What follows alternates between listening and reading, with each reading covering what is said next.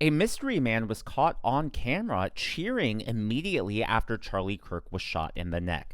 Now, as you can see, this is in the heat of the moment. Everyone is ducking for cover for their own safety. The reason this has caught everyone's attention is, how did this guy know that it was safe to stand up, right? It is really odd. Obviously, the shooter was aiming for Charlie Kirk, but he didn't know that the shooter wasn't going to turn on the crowd and turn this into a mass shooting event. How did he know it was safe to stand up and start cheering? Furthermore, as you listen to different eyewitness testimonies, a lot of people actually weren't sure where the gunfire came from. Sure, there were some eyewitnesses that said maybe the shooter was high up, but this guy seemed to immediately know where to look. Now, look, I'm not trying to spread any conspiracy theories here, but what I am trying to say is, if there is a possibility that this isn't just a lone gunman, because there's some evidence, which I'll present here, that maybe this was coordinated, maybe Charlie Kirk was set up. And if that's the case, if you want justice, if you want to prevent this from happening again, then we need to know exactly what happened to be able to hold everyone accountable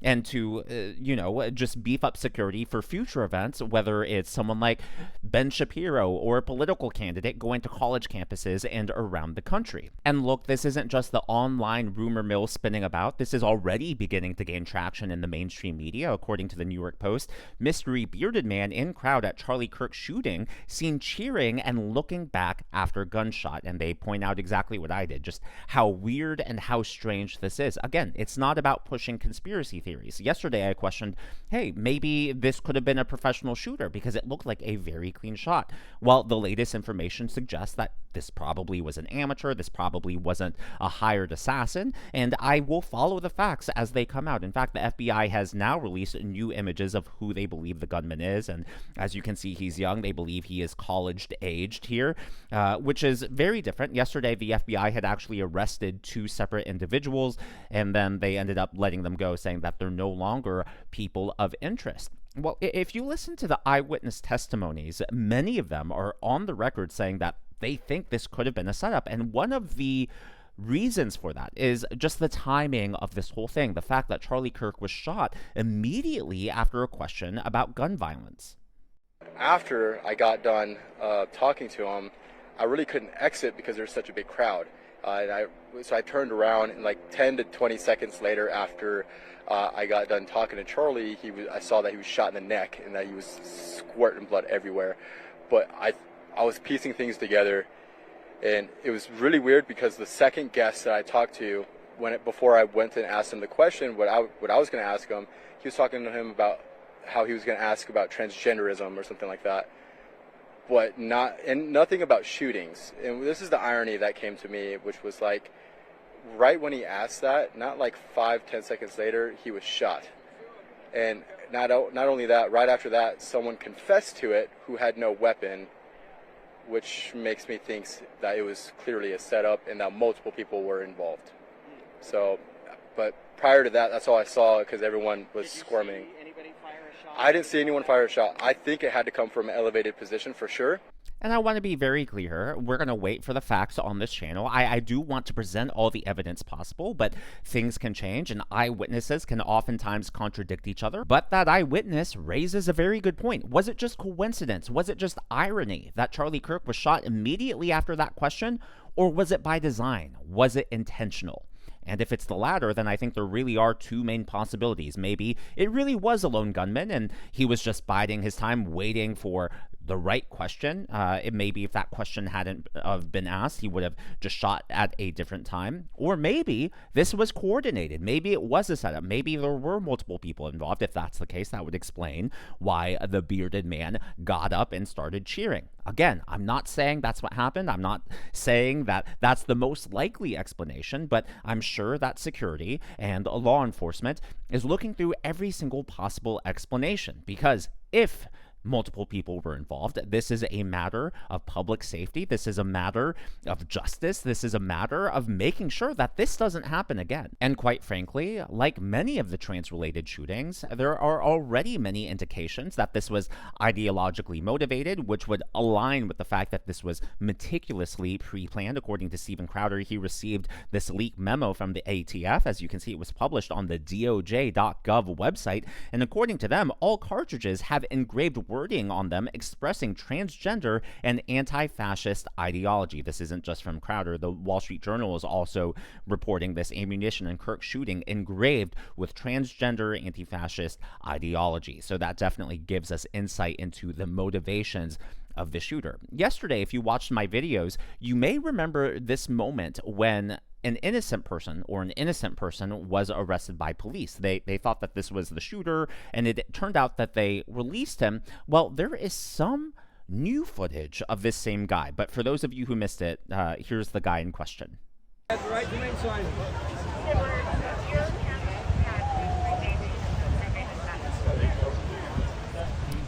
So we now know he's been released, and obviously that's not the guy in the photos that the FBI is now interested in finding. What is really interesting in retrospect, though, is he is the one saying that he has the right to remain silent. He's not the, usually it's the cops giving you your Miranda rights, right? But he is saying, no, I have the right to remain silent. No one's asking him any questions. No one was pressuring him to do anything. Well, what is really strange is that as he's being walked away, and before I show you this new clip, remember what the eyewitness testimony said, right? That someone in the crowd, and according to online reports, it apparently was this gentleman, someone in the crowd said, I'm the shooter, I'm the shooter. And so that has raised a lot of theories, right? Because that man did not have a weapon on him. And so this has raised theories online that, hey, if this was coordinated, hey, if there were multiple people working together, was there a decoy to distract law enforcement? Is that why it took so long to find the shooter? And that's why they, haven't yet caught him. But what's interesting is he's saying, I have the right to remain silent. And then all of a sudden, as he's being walked to the police cars, he starts yelling at the crowd, yelling at the police, someone shoot me, someone shoot me. Shoot me! Shoot me! Was that you? We don't know if it's him or not.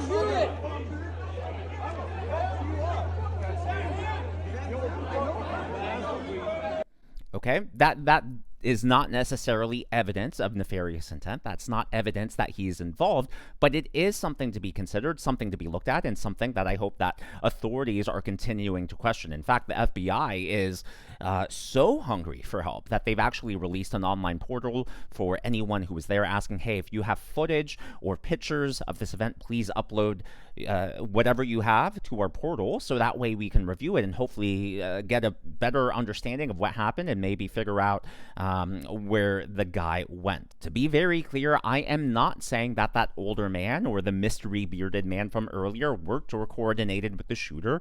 For all we know, they could just be mentally deranged individuals, and that's why they behaved the way they did. But what I am saying is I believe that all possible explanations need to be evaluated, because if this isn't a lone gunman, again, we do need justice. We do need accountability. And I think that we as conservatives, or we as people on the right side of the aisle, need to be aware of the true danger, the true threat that is posed to people who don't agree with left-wing ideology. Because if there is more than one person involved, if this was a setup, if there was coordination, that suggests that, yeah, there actually is a larger ongoing threat, and to me, that would make things more alarming. Now, believe it or not, there are some positive updates in all of this. If you watched my video yesterday, then you saw just the disgusting rhetoric that was being broadcast on MSNBC. Well, that guy, according to the New York Post here, MSNBC analyst Matthew Dowd, fired over Charlie Kirk comments after assassination. Personally, I think others at the network need to be fired for their comments, but hey, his firing is a start. It's not just him, though. Across the country, multiple teachers are being fired. One of the latest ones is actually the assistant dean at Middle Tennessee State University, one of the largest universities in Tennessee. She posted this, Alora Shosh-Lightsey. Looks like old Charlie spoke his fate into existence. Hate begets hate, zero sympathy. She actually followed up with that. I'm not celebrating the loss of Charlie Kirk's life. Violence is not the answer. I'm celebrating the loss of his message of violence, yada, yada, yada. Well, she was fired as of this morning. Statement from MTSU President Sidney A. McPhee. An MTSU employee today offered inappropriate and callous comments on social media concerning the horrific and tragic murder of Charlie Kirk. The comments by this employee, who worked in a position of trust directly with students, were inconsistent with our values and have undermined the university's credibility and reputation with our students, faculty, staff, and the community at large. This employee has been fired immediately. We extend our deepest sympathies to the Kirk family. It's not just at Middle Tennessee State University. This apparently is happening in Florida, even in Utah. You can go down the list, and people are calling out these teachers for celebrating online. It really is disgusting. And that explains this sort of behavior from teachers explains why several students on campus, it wasn't just that bearded mystery man, but as Charlie Kirk was bleeding out, being led to the hospital, students on campus, multiple eyewitnesses reported that students were cheering across the university. Tell me a little bit about the aftermath after the gunshot went off. What happened afterwards? So I was with one of my good friends, and as soon as the gun went off, we both hit the floor, started praying. Everyone was screaming, and then we got up and we just started running, and we made it to our apartment. So yeah, you're right around this area. Did you see any students kind of like get injured as everyone was trying to escape? No, but I did see a select group of students who stood up and cheered after the fact, which was really sad to see. You're kidding me. No. Very sad to see, and I think, as alarming as the assassination itself is, it's the response and it's the reaction that's really alarming a lot of people, because it confirms our worst fears that civil discourse truly is fraying and the country is just increasingly polarized. And for whatever reason, people on the left are embracing political violence. Don't forget, this is the side that celebrated Luigi Mangione for assassinating a healthcare CEO. This is the side who, they've celebrated assassin after assassin. So, unfortunately, it isn't surprising that they're doing that in this case. Another incident that has caught people's attention is over on TMZ. So, on TMZ, they were broadcasting the news of the shooting live. They were streaming this. Well, moments before, keep in mind, in a news broadcast room, right, there are people working on the background. So typically what happens is the people in the background get the information before they announce it on air, right, because they have to get it, and then they relay that information to the broadcaster. Then the broadcaster broadcasts it.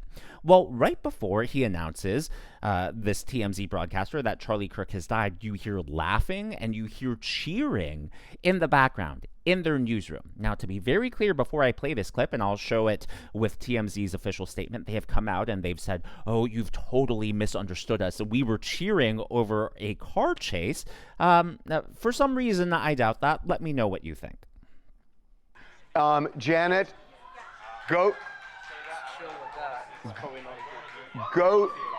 to have somebody look at the Fox. Trump just posted that Charlie Kirk is dead. All right, so is this ready to pull the trigger? We can get Trump cut in a second. So you'll notice they tell him, but the cheering happened. It is conceivable and believable that people perhaps were cheering after they saw the statement, and then a producer tells the guy, and then he announces it. Now, again, their official statement is people in the back, totally unrelated, were watching a car chase on TV, and that's why they were laughing and cheering. Personally, I've never laughed or cheered at a car chase. Maybe it's a thing people do, or maybe they're just trying to CYA. Let me know your thoughts on that down in the comments below. Well, yesterday I also showed footage of Democrats booing, Democrats saying no to prayer for Charlie Kirk on the floor of the United States House. There was a similar moment over in Europe. Yeah, the EU Parliament, they just exploded over this. But before I get to that, I would like to acknowledge USMC Car, Rayos86, Swachan, Jenny Rankin, Jajung, Lady Greg, Conserva Girl Cleo, Wood Dragon Guy, and Greg Anderson as the members of today's Governor's Club. These are people who give tips and super thanks to the channel. I really appreciate all of you, and I'm so glad that you enjoy the videos. So someone requested a moment of silence at the EU Parliament, and they basically denied it. So to give you context as to what's happening, to express their displeasure, they bang on their desks. So when you see the banging on the desks, that's not people disrespecting Charlie Kirk. The people banging are the people who support Charlie Kirk. And then after the request gets denied, the conservative side of the parliament said, hey, screw you guys, we're still going to honor Charlie Kirk. So as the parliament moves forward with business, half of them stand up and basically we're going to give our minute of silence anyways, and you guys can wait till we're done. Madam President, dear colleagues, the murder of political activist Charlie Kirk, a husband, loving father and patriot, has shocked the world. We must strongly condemn political violence and rhetoric that incites violence. Please stand with me in reflection and prayer in his honor, and I yield the rest of my time for a moment of silence. Herr Kollege Weimers, wir haben abgesprochen und Sie wissen, dass die Präsidentin. Well, we have discussed this, and you know that the President said no to 8 minutes of silence. We come to Mr. Bonaccini's reports. Sehr geehrte Kolleginnen und Kollegen, sehr geehrte Kolleginnen und Kollegen,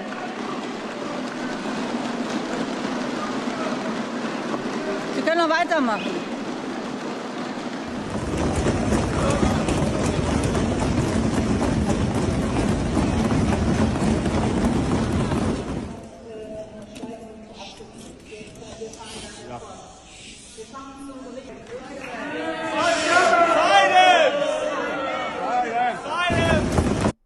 So I mean, this really was a moment felt around the world, not just here in America.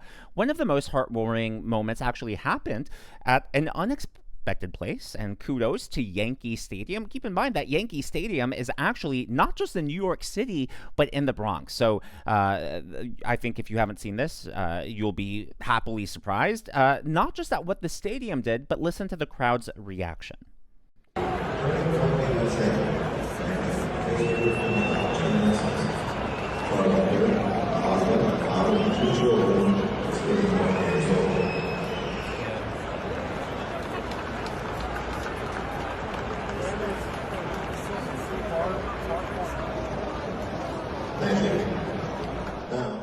You heard cheers, you heard claps, you heard whistles, zero booing. Again, in deep blue New York City, in the Bronx. The fact that we've seen these liberal teachers cheering online, people cheered literally at the event. I thought that that was a great thing to see, and it really did restore my faith in humanity. As always, though, all of that is just my analysis and commentary. That's what's going on in the world of politics from my point of view, and I would love to hear from you. So the question of the day is going back to that TMZ clip. What do you think about that? Do you think it's plausible that their explanation is legitimate, that people in the background were just cheering on a car chase? Or do you think that that is just a... I can't say the word because I know it's going to tick off some people. Do you think that's just a lame excuse that they're pulling out of you-know-where to cover their you-know-what? Well, let me know your thoughts on their explanation in that clip. If you haven't already, please be sure to leave me a thumbs up. I know it's a simple thing to ask for, but it really does help me reach more viewers like you in the algorithm. Be sure to smash that subscribe button and to check out one of these videos.